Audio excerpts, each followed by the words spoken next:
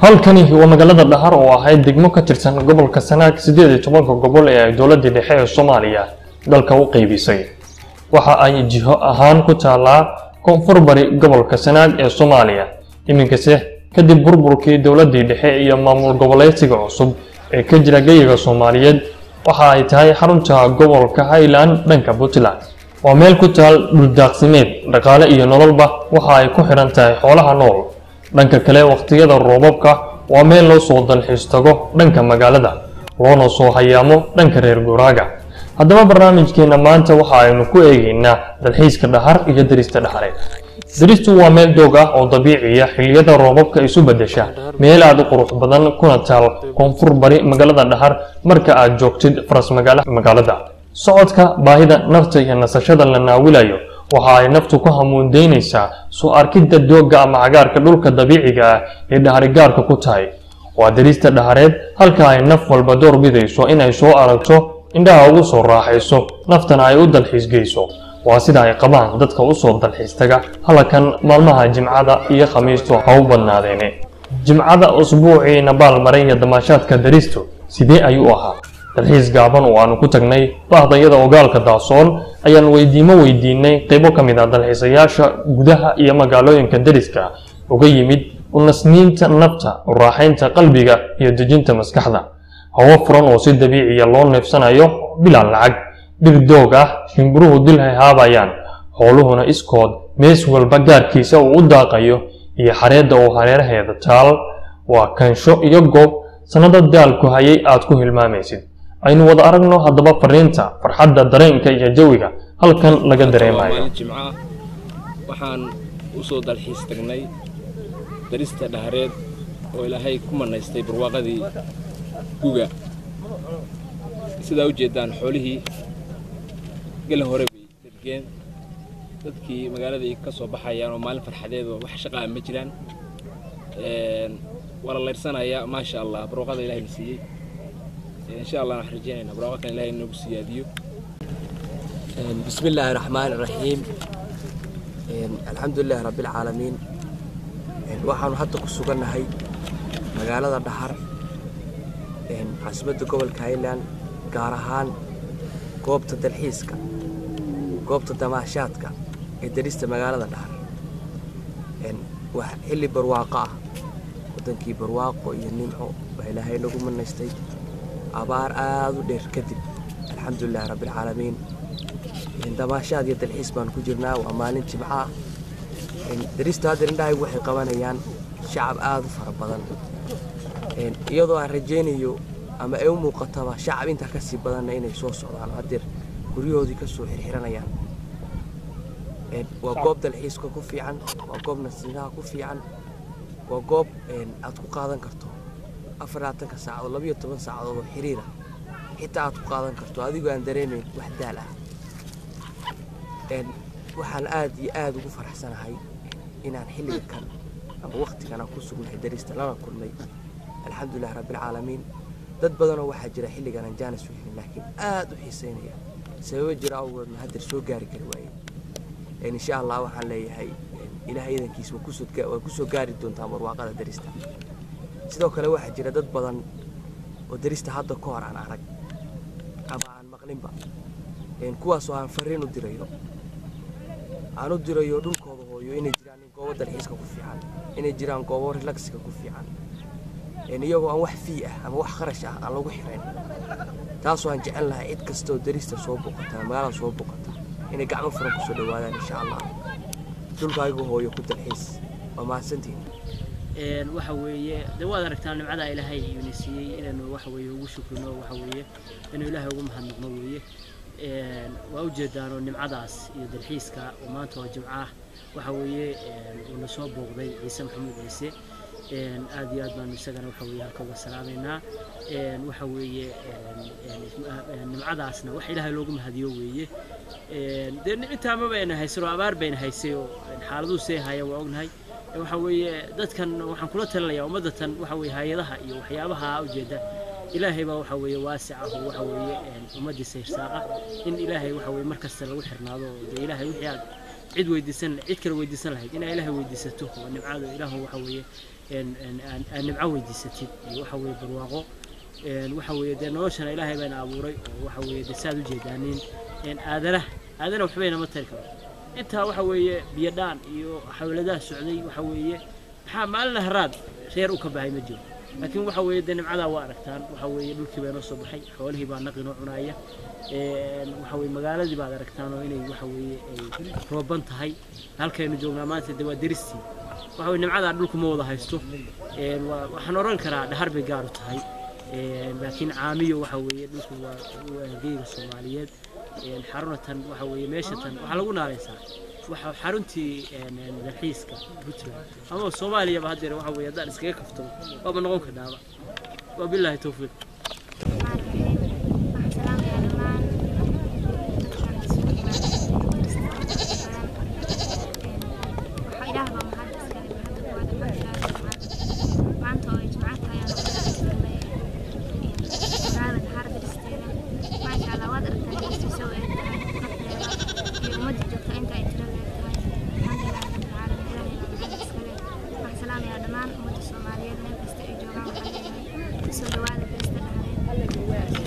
السلام يا دمان ummadda Soomaaliyeed meel walba ay joogan gaar ahaan bulshooyinta degmada Dhahar xarunta gobolka Highland xarunta dalxiiska Puntland aad baan idin salaamayaa ugu horeyn waxa weeye waxaan Ilaahay ugu xamdinaqaynaa nimcada uu na siiyay alxamdulillah rabbil caalamiin waxaan leenahay Ilaahay noo siyaadi Soomaalida xukuumadda mahada nimcada la caasiyo rabbi waa burburiya marka koowaad waxa la ka baahan yahay inaynu nimcada Ilaahay na siiyay ugu xamdinaqno hadalkayga aanu badin maayo waxaan ku soo koobayaa laba kalmadood oo ah meeshaas aad u jeedaan daristaas aad u jeedaan oo nimcadaas Ilaahay uu dhigay quruxdaas leh waxay u baahan tahay in la ilaaliyo waxay u baahan tahay in laga ilaaliyo waxyaabaha suurinaya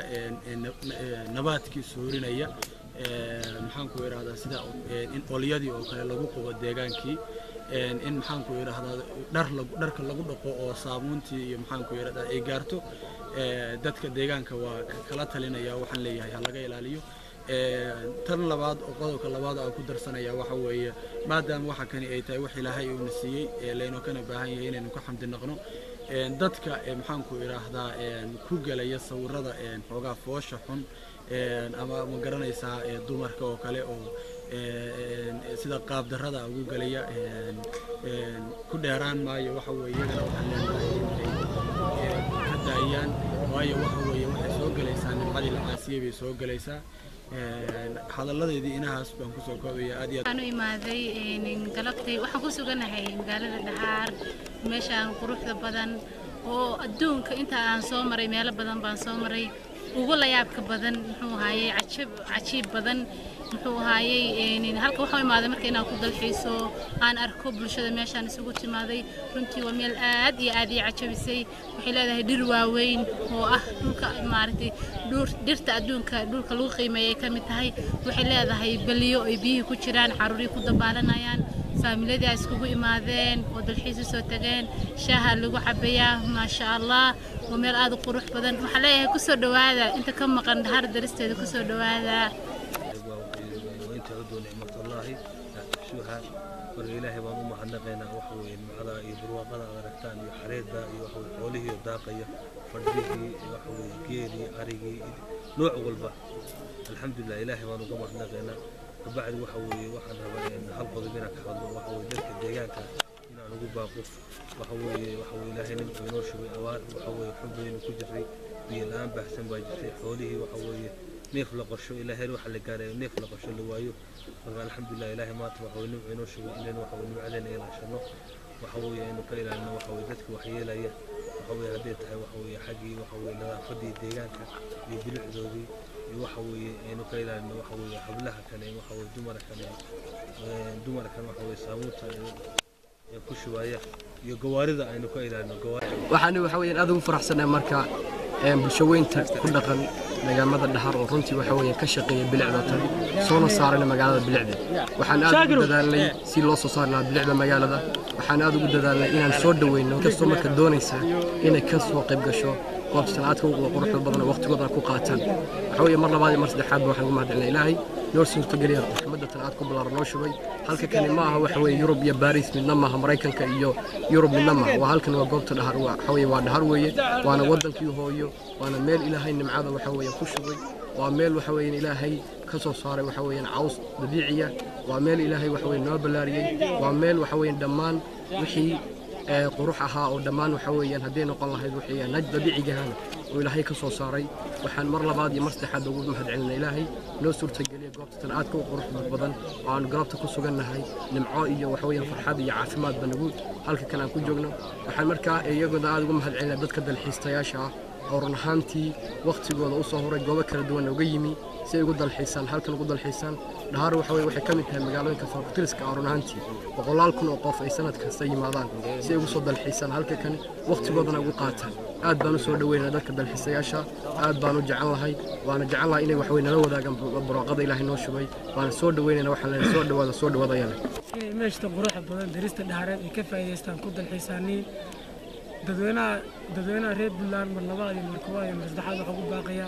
inay ka qayb qaataan meesha tan quruxda badan si dadweynaha caalamka looga gadi lahaa annagu haddaan dhalinyaro reer Dhaxaareed waxaan soo dhaweynaa bulshaweynta nooga imanaysa daafaha gobolada Buntland oo halka kan u dalxiis imanaysa meesha tan waa meel loogu talagalay dalxiis iyo inay ka qayb noqoto meelaha Soomaalidu ku faanto ee ula shirtagto caalamka waxa arkaysaa تفيد أي كنالة وحسب بين الملاها قرحية وحتى تشجيل كوكيني كرا بشرة صوماليات لكن الملاها كانوا ملاها لوب بعيا إن عالم كله يقول مركنا بدأنا عني نير ريد دارد الشعبين ريد دارد وعن عالم كتوسينا إن مجال دار عاصمة الجولان وحاس قروح ذا علابته ليه ذا درست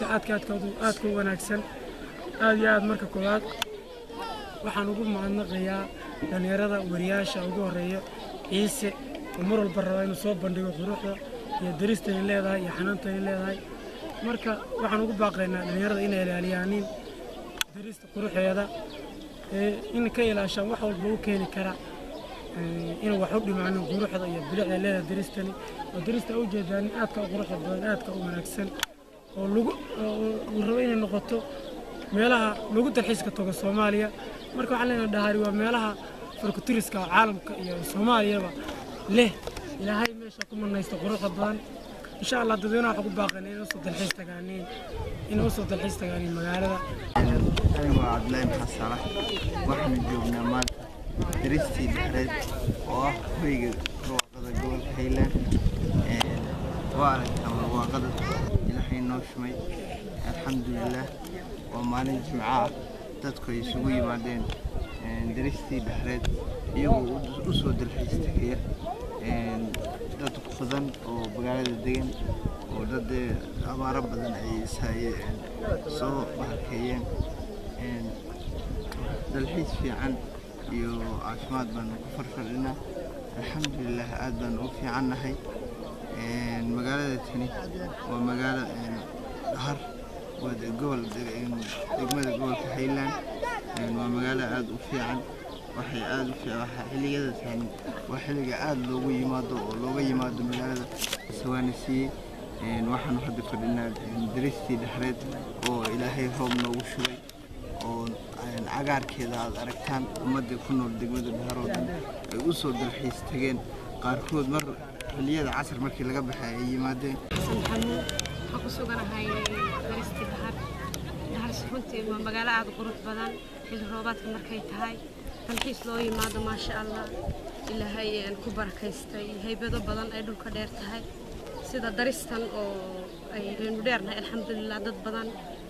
maasha Allah dhir aad u qurux badan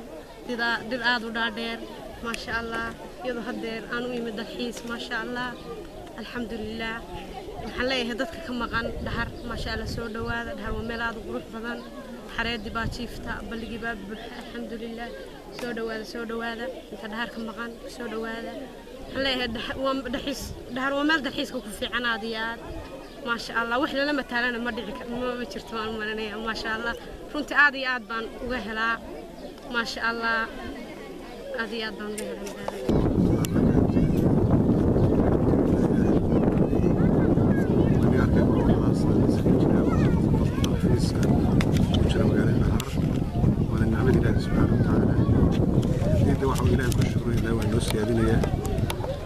إلهي كشكرنا النعمة داس مديرنا عبارة كسوة جرني هي لوكا هي مركوان السلام عليكم ورحمة الله وبركاته وحان شوقنا درستي نهاريت بان شوقنا إلهي سبحانه وتعالى وأنه نعمه الحمد لله رب العالمين وحاوي حليدا وكالي برواغضو مركي دعادو اللي يرد إيو waayeelka iyo cid walbaba halkan ay maartay isugu timaadaa waa meel saxa iyo caafimaad iyo qurux iyo wax walbaba leh oo ma sha Allah marka Ilaahay subhanahu wa ta'ala inaynu nicmada uga shukrino oo rag iyo dhalinyarada iyo aynan isdhexgalin rag iyo dumar loo kala fariisto oo qolo walba dhinaceeda ay nicmada Ilaahay uga shukrido Ilaahayna lagu shukriyo ayaa maartay ina faran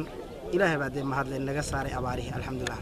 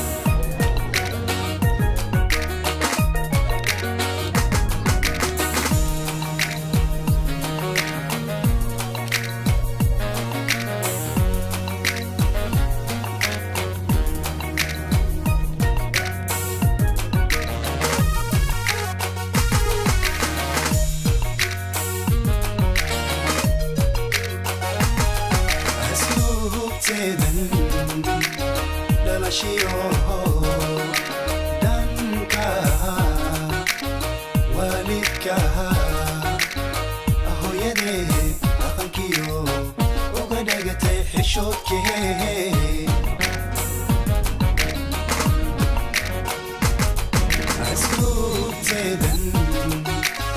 dhalashiyo dhanka waalidka hooyadeed dhaqankiyo uga dhagatay xishoodkee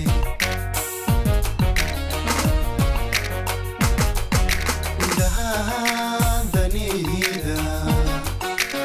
socodkiyo dabanaadan shubamba igu dhiigan xasuustee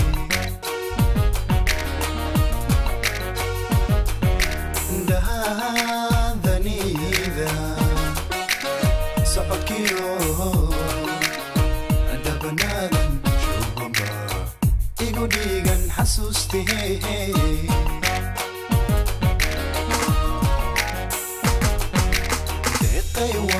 kudofila daharban kukilaha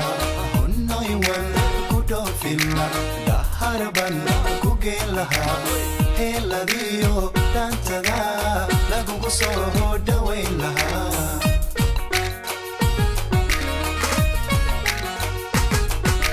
deeqaywan kudofila daharban kukilaha honnoywan kudofila daharban kukilaha